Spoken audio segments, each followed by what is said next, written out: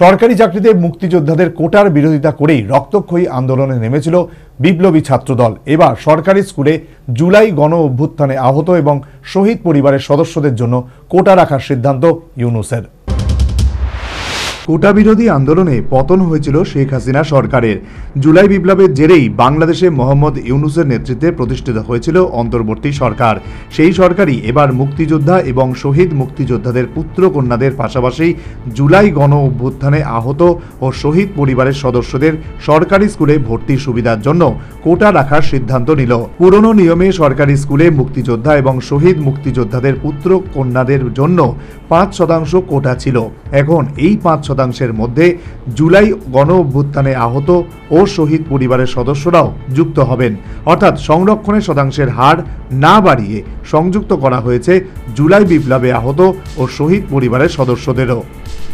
যদিও মূল প্রশ্ন থেকেই যাচ্ছে, সরকারি চাকরিতে মুক্তিযোদ্ধাদের কোটার বিরোধিতা করেই রক্তক্ষয়ী আন্দোলনে নেমেছিল বিপ্লবী ছাত্র দল। সেই আন্দোলনের জেরেই পতন হয়েছিল হাসিনা সরকারের। এরপর গঠিত হয়েছিল ইউনূসের নেতৃত্বে অন্তর্বর্তী সরকার। এখন গদিতে বসে সেই সিদ্ধান্তের বিরুদ্ধে গিয়ে সংরক্ষণের পথে হাঁটল ইউনূসের সরকার, বলা বাহুল্য যা চরম দ্বিচারিতা। Bureau report, news vanguard.